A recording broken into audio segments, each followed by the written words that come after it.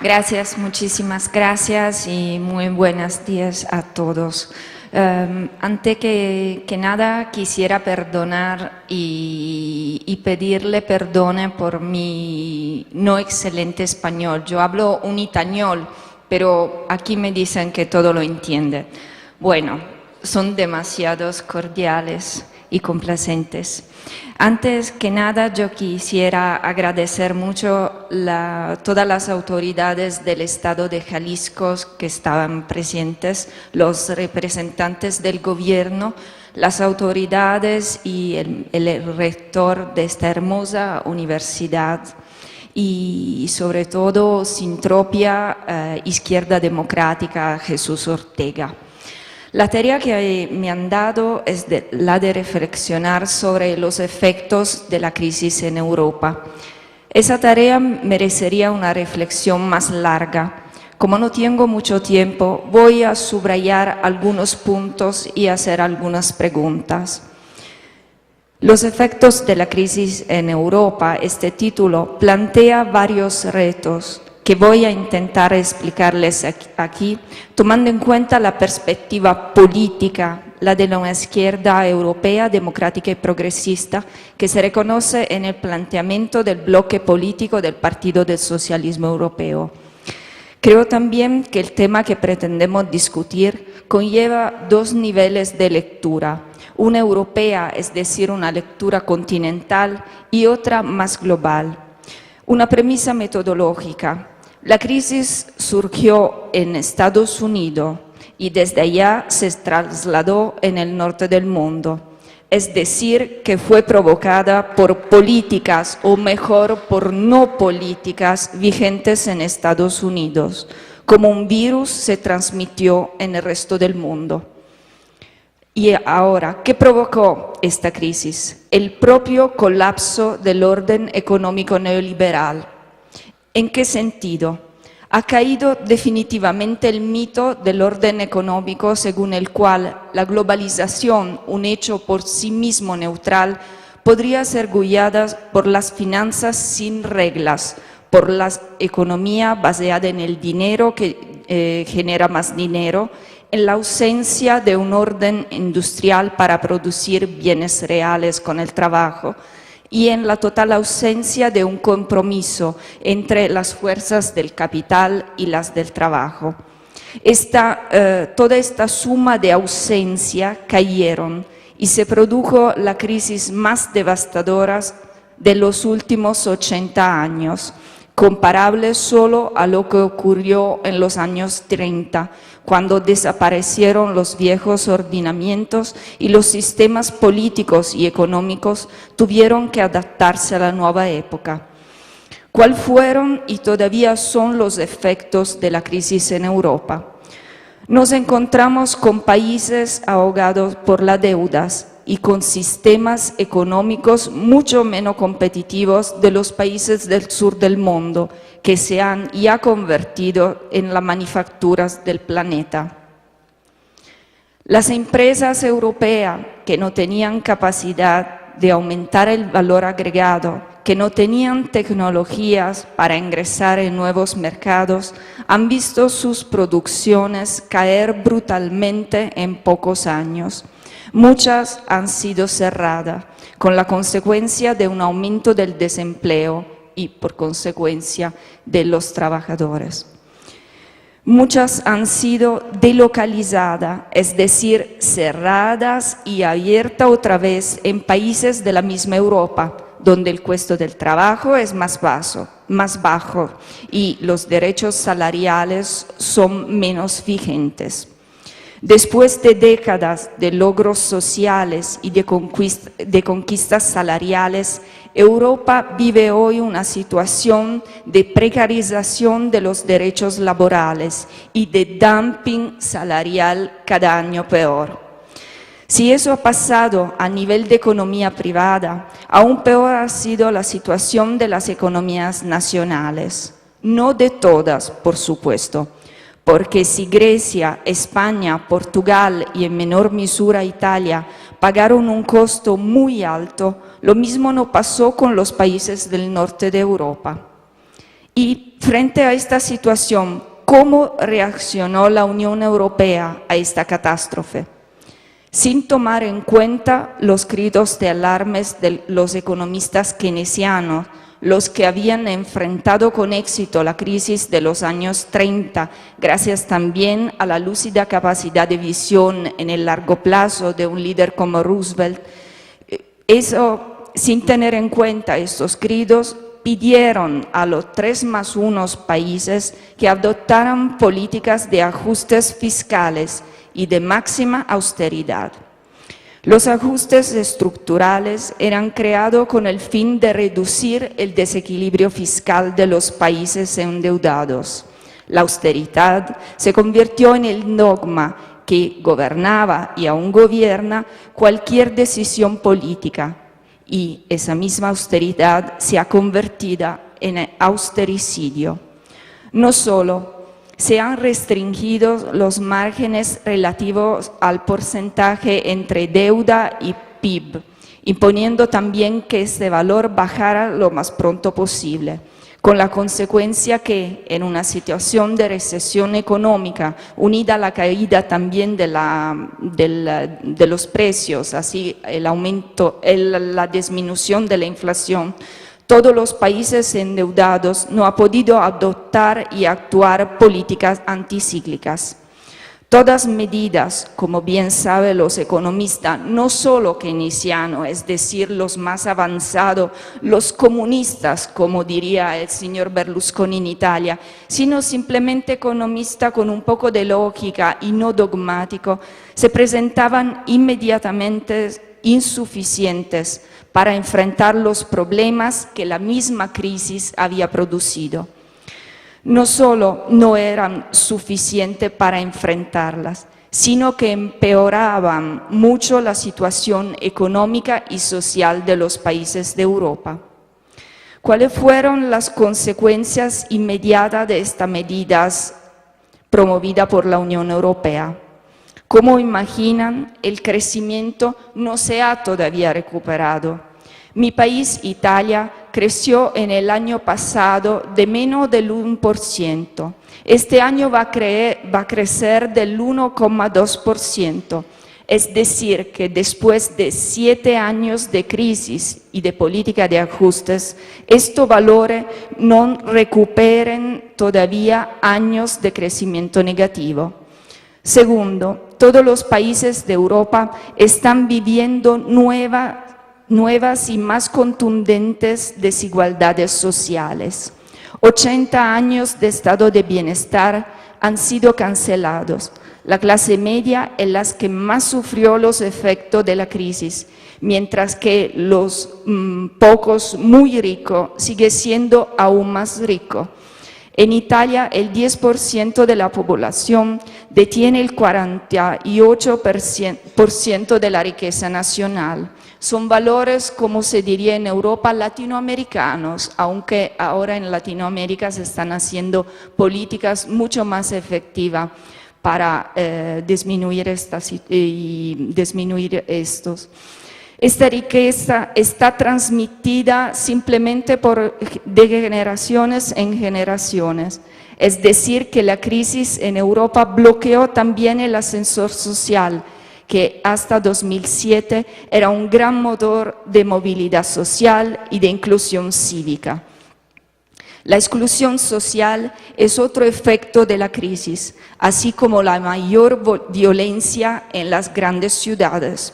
Una violencia en contra de los excluidos, de los migrantes, de los que una bárbara propaganda de las fuerzas populistas y racistas indican como la causa de la pérdida del puesto de trabajo, una guerra entre pobres y excluidos.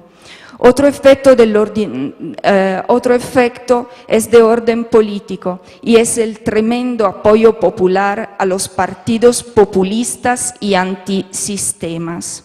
Estamos en una época en que las fuerzas de izquierda democrática Nos vemos amenazadas por la nueva dictadura del tiempo presente, que son los numerosos populismos que están surgiendo por doquier y que adoptan formas y perfiles diferentes, pero cuyo tema guía siempre es el mismo: ser antipartidos, antipolítica, antisistema, antirepresentación. Son fenómenos que abarcan y atraen a todas las clases sociales, porque se presentan como interclasistas y muy inclusivo, ya que cada cual puede reconocer en ellos su propia protesta. Pero son fenómenos que apuntan a desestructurar la estructura democráticas nacionales, apuntando a las dificultades que los actores democráticos encuentran para enfrentarse con los cambios internacionales que están ocurriendo. Finalmente, el cambio evocado, amenazado, gritado por el líder carismático es siempre concebido de manera que conserve el corazón del status quo, los estatus del poder económico y la distribución del ingreso. Gridar para que nadie cambie. Si estas son las consecuencias económicas, sociales y políticas de una crisis provocada por una dogmática visión económica de derecha y, por lo tanto, una visión neoliberal, no cabe duda que toque a las fuerzas de las izquierdas democráticas y europeas, a las fuerzas innovadoras y audaces, proponer un plan y un modelo alternativo. Mirar hacia las ruinas dejadas por políticas de derecha, hacia sistemas sociales destruidos o por lo menos comprometidos por la crisis, y no proponer con fuerza y coraje medidas originales, responsables y viables de recuperación en corto y mediano plazo. No hacer eso significaría ser cómplices nosotros mismos. Ya lo hemos hecho, y Pablo lo ha dicho muy bien, por lo menos en Europa, y aquí tenemos que decirlo muy claramente, porque sí, hemos estado cómplices y partícipes de políticas económicas supuestamente progresistas, supuestamente moderna y modernizadora, que han cancelado cualquier diferencia entre progresistas y conservadores, izquierda y derecha, con la consecuencia que los ciudadanos, que no son tontos, han preferido votar a las opciones de derecha y no a su copia. Por lo tanto, ¿cómo gobernar en este nuevo mundo post-crisis? O como dijo ayer el vicepresidente de Bolivia, en este mundo post-neoliberal. En primer lugar, las respuestas no pueden ser nacionales, es decir, cada país por sí mismo. Se trata, pues, de enfrentar asuntos importantes, desafíos globales, y hay que hacerlo con propuestas globales. En mi opinión, las respuestas, las reacciones tienen que ser por lo menos continentales. Lo hemos visto muy bien. Alemania, que es el gigante económico de la Unión Europea, se mostró y sigue mostrándose incapaz de orientar y tampoco de dirigir la política europea, incapaz de encarar una visión estratégica para el futuro de la Europa. Un gigante económico, pero un enano político.